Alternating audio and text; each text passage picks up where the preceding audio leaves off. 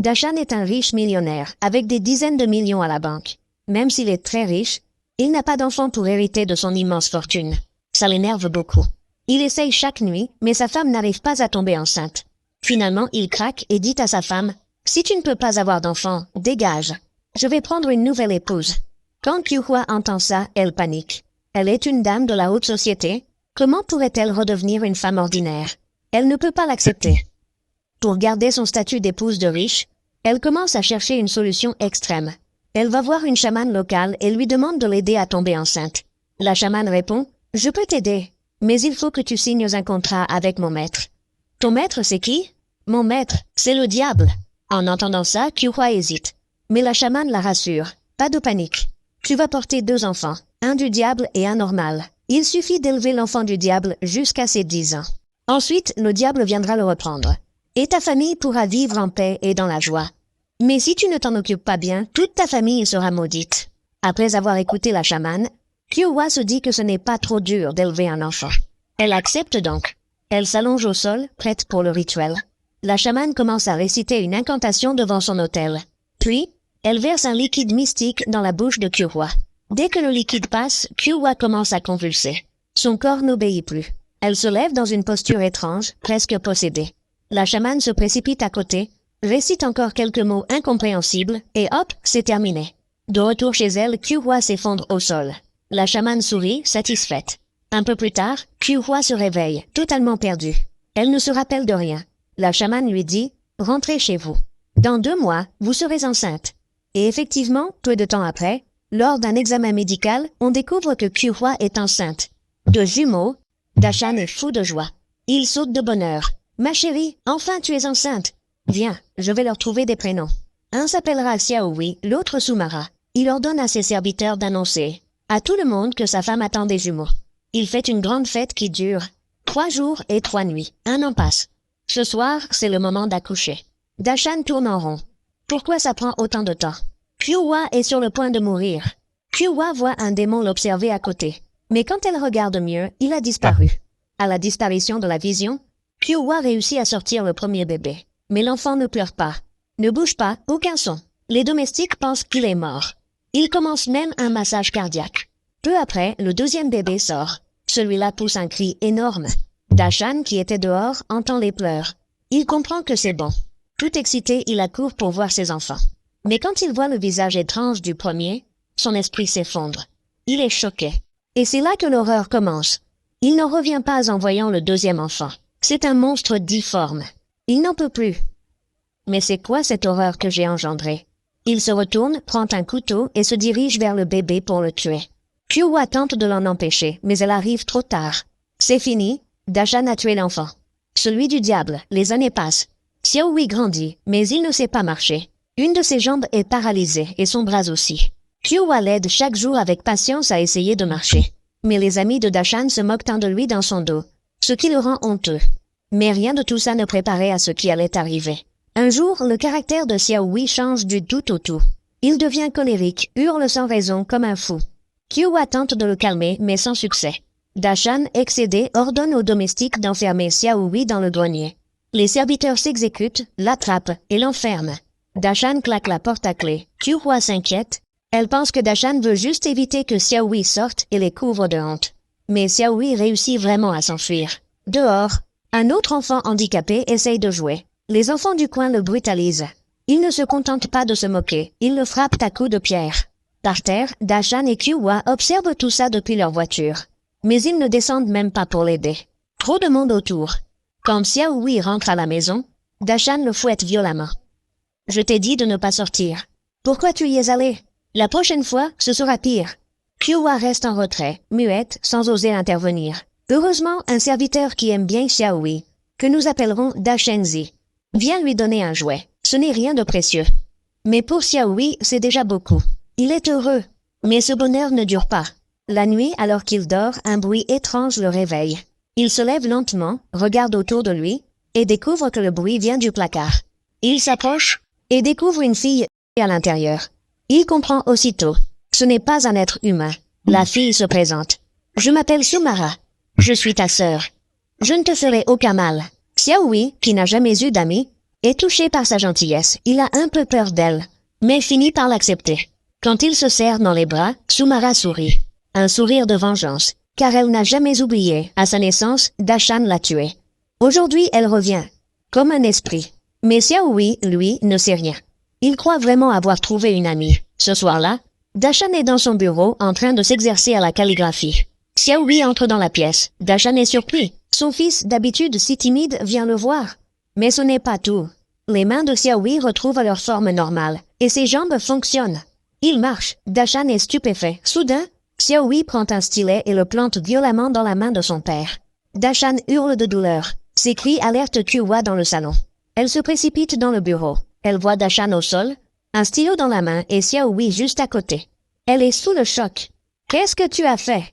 Xiaohui ne répond rien. Il fixe Dashan avec haine. Ce n'est plus Xiaohui, mais Sumara qui a pris possession de son corps. Le lendemain, Dashan attache Xiaohui à un poteau et le frappe durement. Xiaohui est dévasté. Il ne comprend rien, ne se souvient de rien. Il supplie sa mère.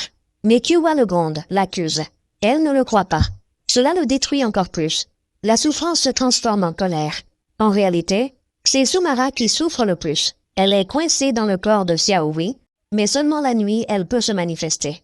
Le jour, elle ne peut pas sortir. Ce soir-là, toute la famille est à table. À ce moment, Sumara prend le contrôle de Xiaohui. Sans dire un mot, elle monte sur la table et commence à se contorsionner. Dans une scène glaçante, Dashan est terrifié.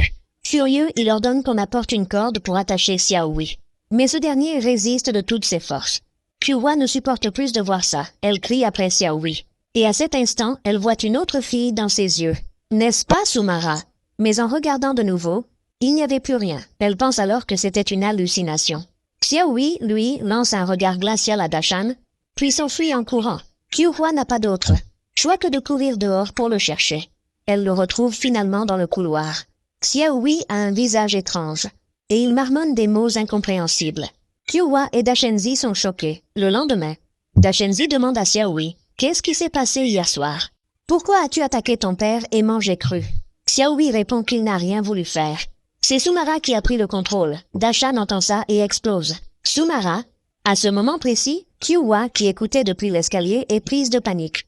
Elle connaît toute la vérité. En secret, elle quitte la maison pour chercher une solution. Elle tente de retrouver la chamane. Mais en chemin, elle apprend qu'elle est morte il y a 1 mois. Elle est désemparée. Que va-t-elle faire maintenant? Pendant ce temps, Xiaohui est dans sa chambre, quand il entend du bruit dehors. En regardant par la fenêtre, il voit des enfants l'appeler pour jouer. Naïf, il sort les rejoindre. Mais encore une fois, c'est un piège. Piège. Les enfants l'entourent, lui jettent de la boue au visage, et le poussent violemment au sol. Mais cette fois, ils n'auront pas le temps de recommencer. Sumara s'apprête à prendre le contrôle. La nuit est tombée.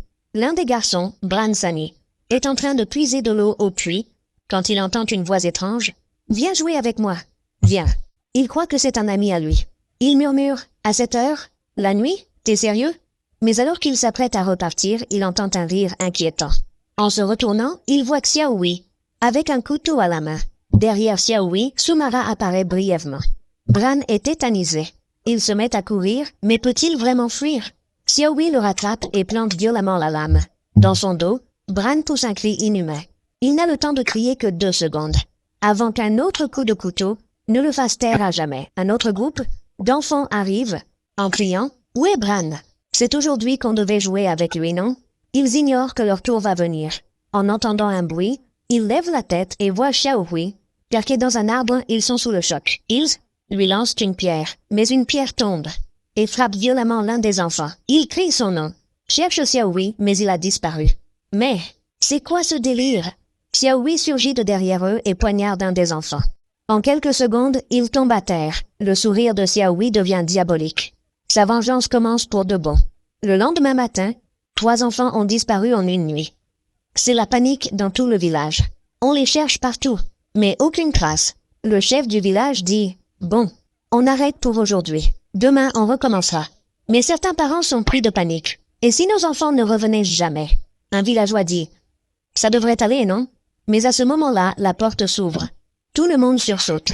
C'est Xiaohui. Il entre, l'air complètement absent. Mais qu'est-ce que c'est encore que ce délire?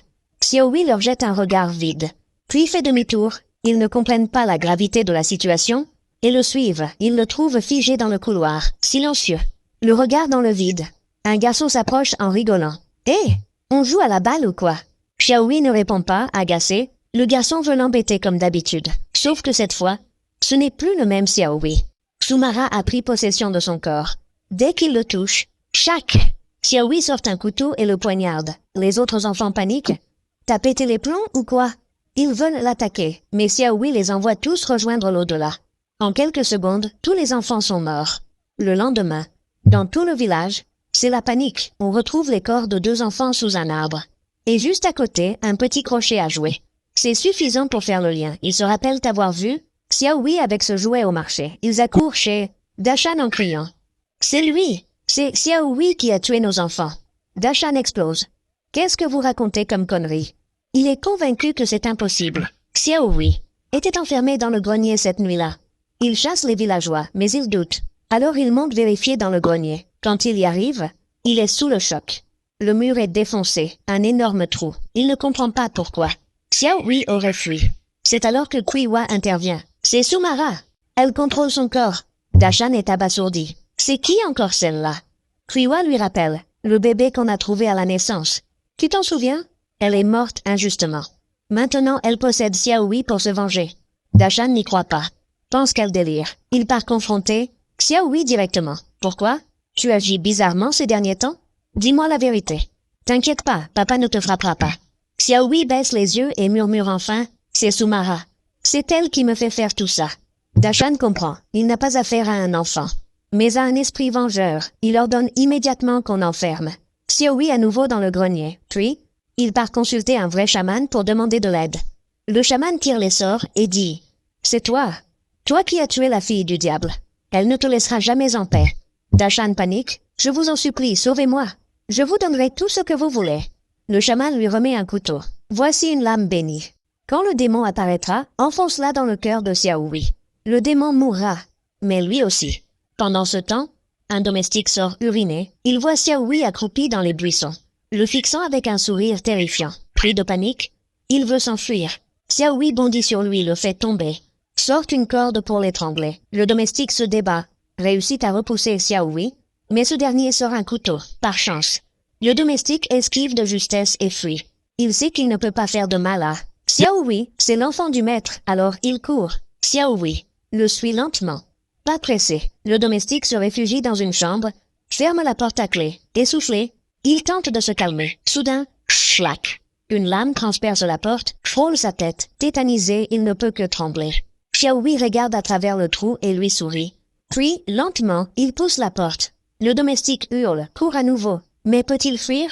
Xiaohui le poignarde à la tête. Mort sur le coup. Dans une autre pièce, Qiwa dort. Elle est réveillée par un piano qui joue doucement. Qui joue du piano en pleine nuit. Elle va voir dans le salon.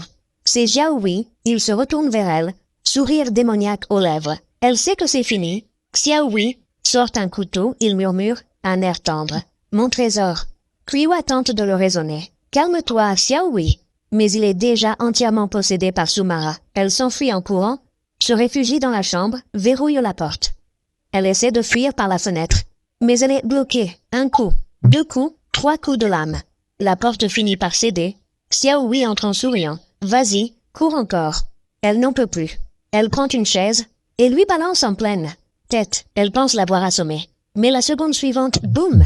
La porte explose sous l'impact. Xiaohui est toujours debout. Shokoi devient une machine à tuer. Contrôlé par l'esprit vengeur de Sumala, il tue les enfants qui l'ont harcelé.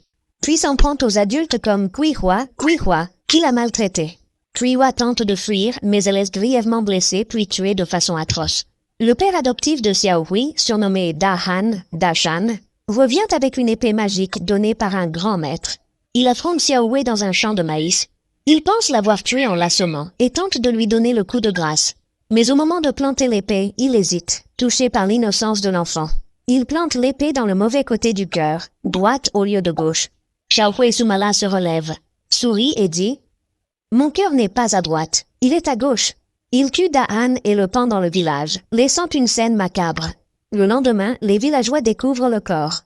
Même le grand maître qui avait aidé Da'an est tué, car Sumala ne laisse aucun survivant ayant participé à sa souffrance.